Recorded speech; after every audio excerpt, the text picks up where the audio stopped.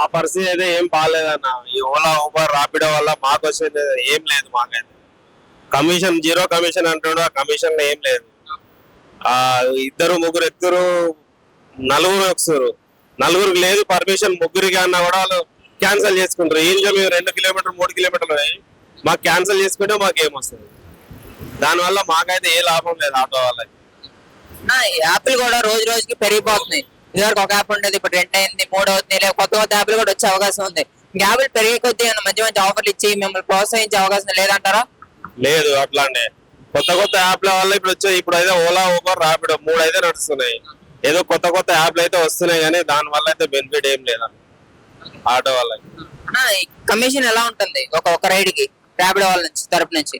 ఒక 5 కిలోమీటర్ల రైడ్ వేసుకుంటే సుమారుగా మీకు ఎంత కమిషన్ వస్తుంది, వాళ్ళకి ఎంత వస్తుంది అని చెప్పండి కొంచెం డీటెయిల్. మాకు 5 కిలోమీటర్లు పోతే మాకు వచ్చేది 80 రూపాయలు. ఒక్కొక్కరు 100 ఇస్తారు. దాంట్లో ఒక 20 రూపీస్ వాడు కమిషన్ కట్ చేస్తారు వాళ్ళకి. మనకు వచ్చేది 80 రూపీస్. 100 వచ్చింది అనుకో 20 రూపీస్, లేకుంటే 19 రూపీస్, 80 రూపీస్ అట్లా కట్. 20% వాళ్ళు తీసుకుని 80% మీకు ఇస్తారు అంతే. 20% వాళ్ళకి. ఇదివరకు మీరు సొంతగానే ఆపేవాళ్ళు, జనాలని సొంతగానే ఆపి మీరే ఎక్కించుకునే వాళ్ళు, రేట్లు మాట్లాడుకునే వాళ్ళు. నా క్వశ్చన్ ఏంటంటే కొంచెం మీరు కూడా అంటే ఇదివరకు జనాల్ని అంటే తెలియని వాళ్ళు ఎవరైనా వచ్చినప్పుడు, అంటే మీరని మీరు కాదు, కొంతమంది తెలిసిన వాళ్ళకైతే ఒక రేట్ చెప్తారు, తెలియని వాళ్ళు అయితే 100 దగ్గర 500 చెప్పి అలా మోసం చేయడం, ఇలా అంటే బేరం బేరం ఆడుకోవాల్సి వచ్చేది. బేరం అంటే మీరు కొంచెం తెలివిగా మాట్లాడి కస్టమర్లు కొంచెం ఎక్కువ డబ్బులు తీసుకోవడానికి ప్రయత్నించేవాళ్ళు. మరి ఇలాంటి నేపథ్యంలో యాప్లు రావడం, అక్కడ పర్ఫెక్ట్ ఫిక్స్డ్ ప్రైస్, కిలోమీటర్ కింద ఫిక్స్డ్ ప్రైస్ ఉండడం, ఇది కొంచెం మంచి విషయమే అంటున్నారు కస్టమర్లు. దీనిపైన మీరే ఉంటారు? ఇప్పుడు ఈ యాప్ లో వచ్చినాయి, కానీ ఇంత ముందే బాగుంది యాప్ లేనప్పుడే. వారు ఎక్కడికైనా వచ్చినా, రోడ్డు మీదకి వచ్చినా ఆటో కావాలని అనేటోళ్ళు. ఇప్పుడైతే అపార్ట్మెంట్లలో కూర్చొని ఆటోలు బుక్ చేసుకుంటారు, ఎక్కడి నుంచో రావాల్సి వస్తుంది. దానివల్ల మాకు పాత పద్ధతే బాగుంది. నేనేమన్నా అంటే ఏ వాణిజ్య సదుపాయం అయినా కస్టమర్ల సౌకర్యార్థమే కావాలి. మీరు కూడా కస్టమర్ సౌకర్యార్థమే కదా. ఇప్పుడు వాళ్ళ సౌకర్యాలు చేసడానికి మీరు ఇంత శ్రమిస్తున్నారు. మరి వాళ్ళ సౌకర్యార్థం ఇది మంచిగానే ఉంది కదా. యాప్లు మీకు ఎందుకు నచ్చట్లేదు అంటా నేను? యాప్లు నచ్చట్లేదంటే ఇక్కడ నుంచి అక్కడికి వెళ్ళి వాళ్ళు ఒక్కటే యాప్ బుక్ చేసలేదు. రాపిడో బుక్ చేస్తారు, ఓలా బుక్ చేస్తారు, రెండు ఒకసారి. ఎనీ టైం 2 బండ్లు వస్తాయి. యాక్సెప్ట్ అయితే ఇద్దరికి యాక్సెప్ట్ అవుతుంది. ఇద్దరికి అయినప్పుడు ఒకరికే ఓటీపీ వస్తుంది. అది ఒకవేళ అయితే వేస్టే కదా అక్కడ దాకా పోయి వచ్చింది. అట్లా అని ఇంకా యాప్ల వల్ల ఎలాంటి సమస్యలు ఎదుర్కొంటున్నారు? ఆ యాప్లకి ఏమన్నా సలహా ఇవ్వాలంటే ఏమి ఇస్తారు? ఒక యూజర్ గా ఎన్నో సంవత్సరాలు యాప్ వాడుతున్నారు కాబట్టి. యాప్ల సలహాలు అంటే ఏం లేదన్న, మంచి యాప్లు బుక్ చేసే వాళ్ళు క్యాన్సిల్ చేయకుంటే చాలు. మాకు ఒకరికే రావాలి, 2 బుక్ చేయదు, ఒకటే బుక్ చేయాలి. 2 యాప్లలో 3 యాప్లు ఉన్నాయి ఫోన్లలో, 3 ఆటోలు బుక్ చేస్తారు వాళ్ళు. దేనిలో తక్కువ ప్రైస్ వస్తే దాని దగ్గర ఒకటే యాప్ ఉండాలి. అది ఎవరికైనా ఒకరికే వస్తుంది, ఎవరికి వచ్చినా ఓకే అందరికీ. కానీ 2 యాప్లు బుక్ చేయదు కస్టమర్. ఓకే, ఈ క్యాన్సిలేషన్ పాలసీ ఏదైతే ఉందో దాని మీద కూడా కొంచెం చర్యలు తీసుకోవాలి. ఊరికోరినే క్యాన్సిల్ చేసేయకుండా మీకు నష్టమే కదా క్యాన్సిల్, అక్కడికి వెళ్ళి క్యాన్సిల్ చేస్తే. మాకు ఇప్పుడు పోయినా 2 కిలోమీటర్లు ఇప్పుడు ఓ ఏరియాకి వెళ్ళాలి. ఇక్కడి నుంచి అటు వెళ్ళాలన్నప్పుడు సరే తీసుకుందామని 1 కిలోమీటర్ ఉన్నా వెళ్ళిపోతాం, 2 కిలోమీటర్లు వెళ్ళిపోతాం. మేము తీరా ఆడికి వెళ్ళేసరికి వేరే యాప్ లో బుక్ చేసుకుంటే ఆ యాప్ లో తక్కువ వస్తుంది, క్యాన్సిల్ చేస్తారు. మేమైతే నష్టం అయితే వెళ్ళిన వాళ్ళం. అట్లా ఇంకా ఎలాంటి నష్టాలు ఉన్నాయి యాప్ల వల్ల మీకు?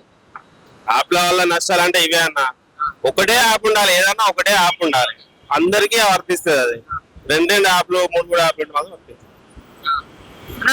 ఈ ఫ్రీ బస్ ప్రభావం చాలా వరకు ఆటో వాళ్ళ మీద పడిందని చెప్పుకోవచ్చు. ఇంకా ఏమైనా సమస్యలు ఎదుర్కొంటున్నారా ఫ్రీ బస్ ఉండటం వల్ల? ఫ్రీ బస్ అయితే కంపల్సరీ ఆటో వాళ్ళకి, క్యాబ్ వాళ్ళకి అందరికీ పడ్డది. ఆ ఫ్రీ బస్ ఎందుకు పెట్టిండో వాళ్ళే కొట్టుకుంటారు. ఆ ఫ్రీ బస్ ఉన్నా ఒకటే లేకున్నా ఒకటే, కానీ ఫ్రీ బస్ తీసేస్తే మాకు కూడా కొంచెం హెల్ప్ అవుతుంది. మేము కూడా సరే. ఇప్పుడు ఫ్రీ బస్ ఉన్నప్పుడు నెలకి సంపాదించే వాళ్ళు ఇప్పుడు ఎంత పడిపోయింది మీ సంపాదన? సగానికి సగం పడిపోయింది.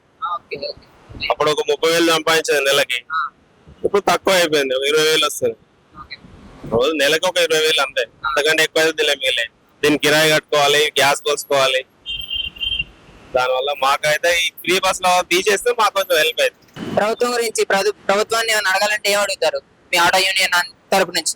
ఆటో యూనియన్ ఇంత ముందు ఆటోలకు అందరికి డబ్బులు ఇస్తా అని చెప్పిండు, ఎవరు ఇవ్వలేదు. అది ఇయ్యరు కూడా ప్రభుత్వం. వేస్ట్ అన్న ప్రభుత్వం. నమ్మకం లేదా రేవంత్ రెడ్డి గారి ప్రభుత్వం మీద? అసంతృప్తి చెందుతున్నారా? ఎందుకని? ఆయన చెప్పిండు ఆటో వాళ్ళకి ఇస్తాను, కేసీఆర్ చెప్పిండు, రేవంత్ రెడ్డి చెప్పిండు. ఆయన చెప్పి ఆయన పోయిండు, ఈయన ఎక్కిండు. ఈయన మాత్రం ఏం చేస్తాడు? ఇద్దరు ప్రభుత్వాలు నచ్చలేదు మీకు? కొత్త పార్టీ కోరుకుంటున్నారు ఏదైనా? కొత్త పార్టీ అని కాదు, కాకపోతే రేవంత్ రెడ్డి ఇస్తా అన్నాడు, ఇస్తే అయిపో ఆటో వాళ్ళకి డీజిల్ బండ్లు తీసేయమని చెప్పాడు. ఆ డీజిల్ బండ్లు ఎట్లా పోలేదు. సిటీ పర్మిషన్ బండ్లు 5 లక్షలు పెట్టి కొనుక్కున్నాం. లోకల్ నడుస్తున్నాయి, సిటీ కూడా నడుస్తుంది. దానివల్ల మాకు సిటీ వల్ల కొన్న వాళ్ళకి ఇప్పుడు డిస్ట్రిక్ట్ బండ్లకి సేమ్ వస్తుంది. అది 2 లక్షలు పెట్టి కొనుక్కుంటే మేము 5 లక్షలు పెట్టి కొనుక్కుంటున్నాం ఈ బండి. ఇప్పుడు మాకు ఇప్పుడు మీలోనే కొంతమంది ఆటో అన్న వాళ్ళు చెప్పేది ఏంటంటే వాళ్ళు ర్యాపిడో ఈ 2-3 యాప్లు ఉపయోగించుకొని నెలకి 50,000 నుంచి 60,000 సంపాదిస్తామని చెప్తున్నారు. మరి మీరు 15,000 20,000 అంటున్నారు, ఏంటి వ్యత్యాసం ఏంటి? ఏదన్నా ఎవరికి రాదు అంత. ఎంత కష్టపడ్డా రోజు 15,000 కంటే ఎక్కువ అయితే రావు. నువ్వు 3 యాప్లు చేసినా కూడా రావు. నా హిస్టరీ ఉంది, చూపిస్తా మీకు. నెలకు వచ్చేసి అంతే, ఎన్ని యాప్లు కొట్టినా మేము నెలకు వచ్చేసి రోజుకు 1500 1700 అంతే. ఒకసారి హిస్టరీ చూపించిన హిస్టరీ యాప్ లో అన్ని ఇప్పుడు ఫోన్ ఓపెన్ చేశారు. అడ్రస్ ఎన్నింగ్స్ చూడొచ్చు. 24,113 రూపాయలు అన్న పోయిన నెల ఇది. మే నెల ఈ నెలలోనే ఇప్పుడు దాకా అన్న ఎంత 25,000 సంపాదించారు ఈ నెలలో. ఇంతకంటే ఎక్కువ అయితే రావన్నా. ఇంకా 2 రోజులు ఉన్నాయి, అదే చేస్తే 30,000 అయితే అంతే, అంతకు మించి అయితే రాదు. ఇంకా ఫ్యూచర్ ప్లానింగ్ ఏంటి మీది? ఫ్యూచర్ లో ఎలా ముందు తీసుకెళ్దాం అనుకుంటున్నారు? ఈ ఫీల్డ్ లో ఉన్నారు కాబట్టి ఇంకేమైనా కార్లు కొనడం కానీ ఇంకేమైనా ఆటోలు తిప్పడం కానీ ఏమైనా ఆలోచనలు ఉన్నాయా? లేదన్న, అట్లాంటి ఇది ఒకటే నేను అనుకున్నది. ఇది నడుపుకోవడం చాలు మనకి.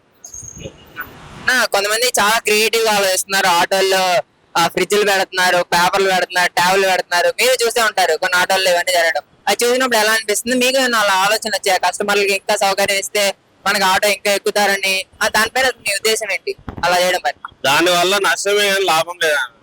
స్క్రీన్ పెడుతున్నారు, నువ్వు సడన్ ఇటు తీసుకుని నడిపితే కస్టమర్ కి ప్రాబ్లం, డ్రైవర్ కి ప్రాబ్లం, ముందటి వాళ్ళకి కూడా ప్రాబ్లం. అది అవసరం లేదు. ఆటో లేకుంటే చాలు. నా పాలసీ అయితే